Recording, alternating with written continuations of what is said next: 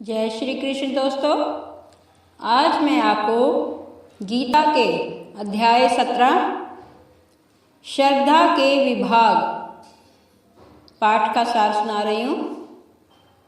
इसमें अर्जुन ने भगवान श्री कृष्ण से कहा, हे कृष्ण, जो लोग शास्त्र के नियमों के पालन न करके अपनी कल्पना के अनुसार जो पूजा करते हैं उनकी स्थिति कौन सी है? वे सतोगुणी हैं, रजोगुणी हैं या फिर तमोगुणी? कृपया करके मुझे बताइए। भगवान ने अर्जुन से कहा, हे भरतपुत्र, विभिन्न गुणों के अंतर्गत अपने अपने अस्तित्व के अनुसार मनुष्य एक विशेष प्रकार की श्रद्धा विकसित करता है। अपने द्वारा अर्जित गुणों के अनुसार ही जीव को विशेष श्रद्धा से युक्त कहा जाता है। और ये श्रद्धा 3 प्रकार की हो सकती है: सतोगुणी, रजोगुणी तथा तमोगुणी। अब इसके विषय में मैं तुम्हें बताता हूँ। हे अर्जुन, सत्वगुणी व्यक्ति देवताओं की पूजा करते हैं और रजोगुणी राक्षसों को पूजा करते हैं और तमोगुणी व्यक्ति भूत प्रेतों की पूजा करते हैं। जो लोग अहंकार से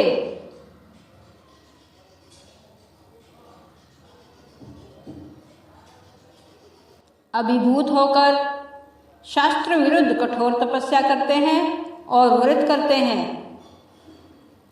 जो काम तथा आसक्ति के द्वारा प्रेरित होते हैं, जो मूर्ख हैं, शरीर के भीतर स्थित परमात्मा को कष्ट पहुंचाते हैं, वे असुर कहे जाते हैं। यहाँ तक कि प्रत्येक व्यक्ति जो भोजन पसंद करता है वह भी प्रकृति के गुणों के अनुसार 3 प्रकार का होता है।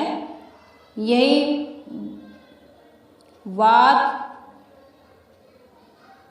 यज्ञ, तपस्या तथा दान के लिए भी सत्य है। अब उनके भेदों के विषय में सुनो। जो भोजन सात्विक व्यक्तियों को प्रिय होता है वह आयु बढ़ाने के लिए और जीवन को शुद्ध करने वाला होता है तथा बल, स्वास्थ्य, सुख तथा तृप्ति प्रदान करता है। ऐसा भोजन रसमय और हृदय को भाने वाला होता है। अत्यधिक तीखा, खट्टा, नमकीन, गरम, चटपटे, शुष्क तथा जलन पैदा करने वाले भोजन रजोगुणी व्यक्ति को प्रिय होते हैं। ऐसे भोजन दुख, शोक तथा रोग उत्पन्न करने वाले होते हैं और खाने से 3 घंटे पूर्व पकाया गया स्वादहीन, सड़ा हुआ या झूठा भोजन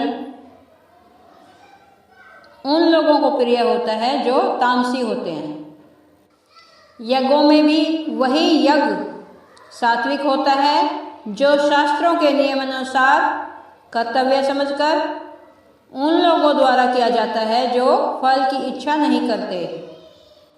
लेकिन हे अर्जुन, जो यज्ञ किसी भौतिक इच्छा लाभ के लिए किया जाता है उसे तुम राजसी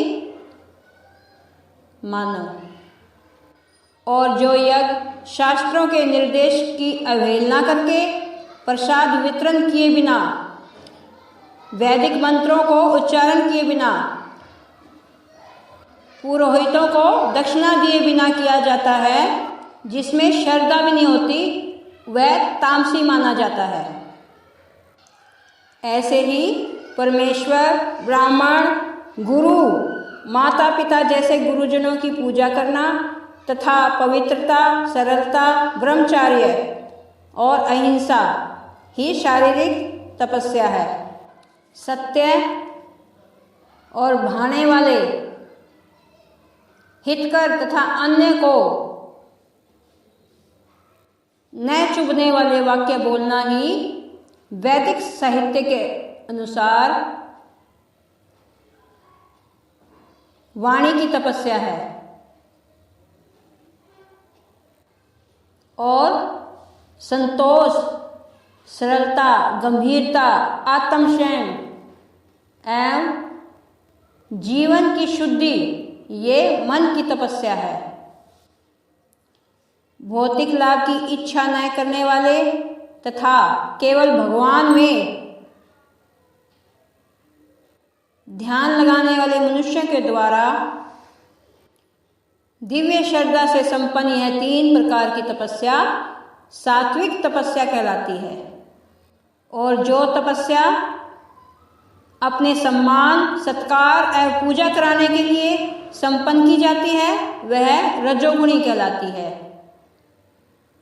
यह न तो स्थायी होती है और न ही शाश्वत, और मूर्खतावश अपनी आत्मा को कष्ट पहुँचाने के लिए या अन्य को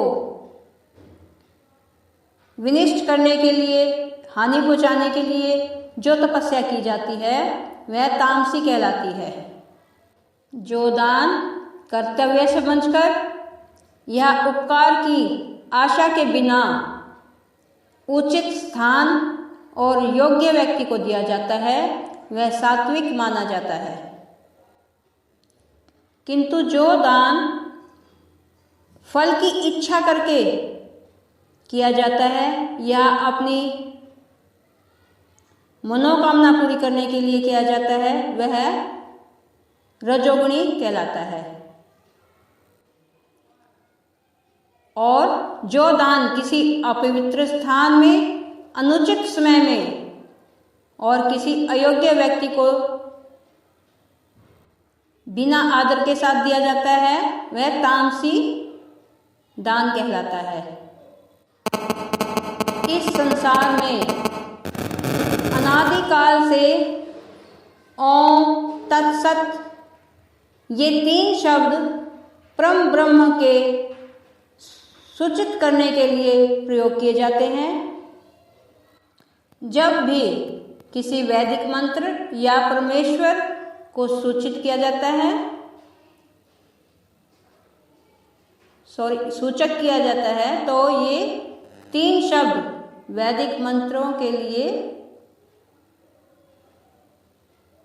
उन्हें जोड़ दिया जाता है।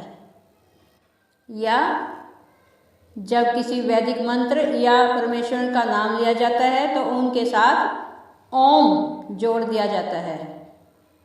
इसलिए ओम नाम प्रथम लक्ष्य का सूचक है।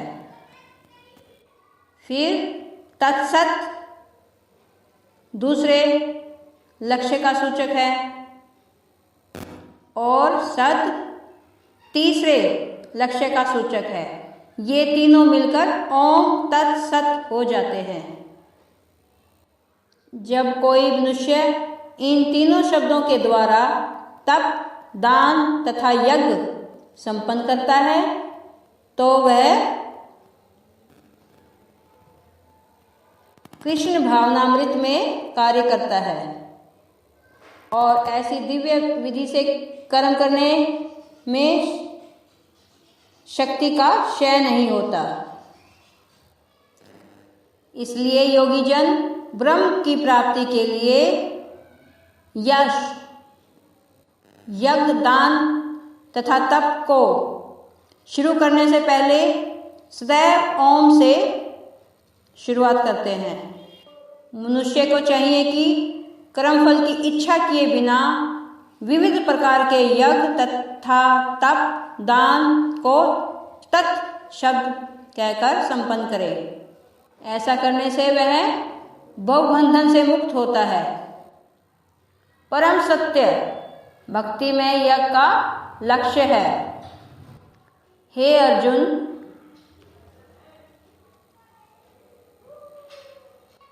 ऐसे यज्ञ का सपन करता भी सत कहलाता है। जिस प्रकार यज्ञ, तप तथा दान के सारे कर्म भी जो परम पुरुष को प्रसन्न करने के लिए संपन्न किए जाते हैं वे सत्य हैं। हे पार्थ, श्रद्धा के बिना यज्ञ, दान तथा तप के रूप में जो भी किया जाता है वह नश्वर है और इस जन्म या अगले जन्म दोनों में ही व्यर्थ जाता है। हे अर्जुन, सफलता पाने के लिए गुरु द्वारा बताए गए भक्ति के मार्ग पर चलना चाहिए, तभी ब्रह्म में श्रद्धा हो सकती है। और जब श्रद्धा अधिक बढ़ जाती है तो इसे ईश्वर प्रेम कहते हैं और इसी ईश्वर प्रेम से हम कृष्ण भक्ति को पा सकते हैं। और इसी के साथ में हमारा 17वां अध्याय श्रद्धा के विभाग का सार समाप्त हुआ। जय श्री कृष्ण दोस्तों।